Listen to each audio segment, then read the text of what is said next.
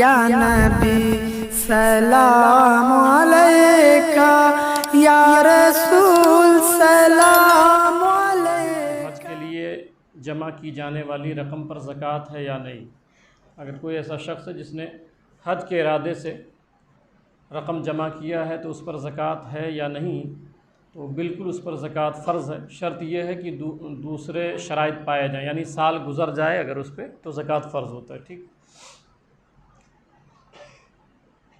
क्या जिस दुकान में हम कारोबार करते हैं उस दुकान पर ज़कात है? तो दुकान पर ज़कात नहीं है। ठीक है, जिसमें आप कारखाना चलाते हैं या कारोबार करते हैं तो उस दुकान पर ज़कात नहीं। बगैर सोचे समझे अगर मैंने किसी को ज़कात दी, फिर मालूम हुआ कि वो ज़कात का मुस्तहिक़ नहीं था, तो क्या ज़कात होगी? तो ज़कात नहीं अदा होगी। अगर बगैर सोचे समझे, ठीक है, बगैर तहक़ीक़ किए हुए आपने किसी को भी ज़कात दे दी है तो वो ज़कात अदा नहीं होती है।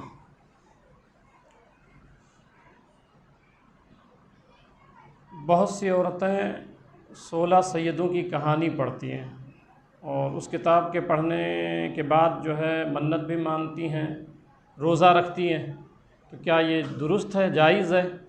तो ये 16 सैयदों की कहानी और ये सब ये मन गढ़ंत और किस्से और झूठी कहानियाँ इसमें हैं, इसलिए इसका पढ़ना जायज़ नहीं है। ठीक है, ये घरों में भी बता दें कि इसका पढ़ना जायज़ नहीं है। ठीक है।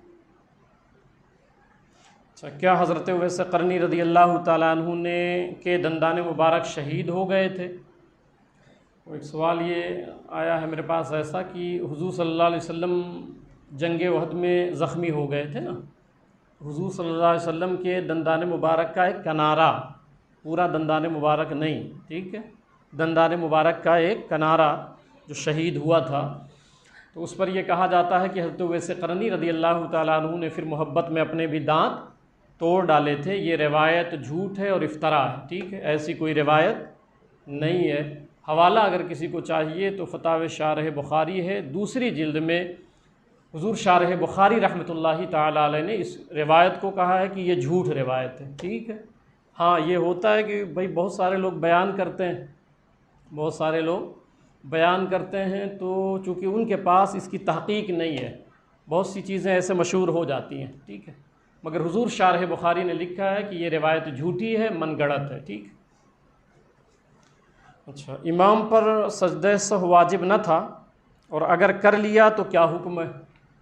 मैं आपको नमाज़ पढ़ा रहा था, मुझ पर सजदे सहव वाजिब नहीं था और फिर मैंने सजदे सहव कर लिया, या कोई इमाम ऐसा पढ़ा रहा था सजदे सहव कर लिया।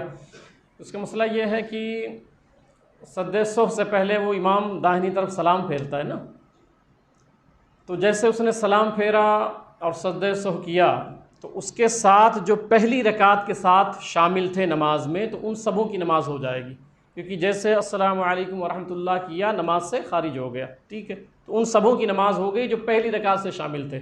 मगर जिनकी चंद रकातें छूट गई हैं, ठीक है, या क़ादे अखीरा में कोई शख्स आया है, तो ऐसे शख्सों की नमाज नहीं होगी। बकिया जो शुरू से थे इमाम के साथ, अगर इमाम ने बगैर किसी मौका महल के सजदे सहव कर लिया है तो सबकी नमाज हो जाएगी, सिवाय उन लोगों के जो बाद में आए। ठीक। अच्छा, एक आखिरी मसला और है, नमाज में अगर किसी ने कुरान उल्टा पढ़ दिया तो नमाज होगी या नहीं? उल्टा से मुराद ये है कि जैसे कि आपने पहली रकात में अलम तरा पढ़ दिया, सूरह फील पढ़ दिया, ठीक है, या पहली रकात में तब्बत यदा पढ़ दिया, दूसरी रकात में सूरह फील पढ़ दिया, तो ये तरतीब उलट गई ना। पहले सूरह फील है, उसके बाद तब्बत यदा है ना, ये तरतीब है। आगे पहली रकात में आपने यूँ समझ लीजिए कि लीलाफ़ी पढ़ दी और फिर दूसरी रकात में आप सूरह फील पढ़ रहे हैं, उलट दिए हैं सूरह को। तो ऐसी सूरत में नमाज होगी या नहीं? तो नमाज हो जाएगी। ठीक है, ऐसा कभी हो जाया करे तो नमाज हो जाएगी, क्योंकि कुरान को तरतीब और तरतील से पढ़ना ये वाजिबात क़िरात में से है, वाजिबात नमाज में से नहीं है। ठीक है, तो नमाज हो जाएगी मगर पढ़ने वाला गुनहगार होगा। चंद मसाइल हमने बता दिया आपको।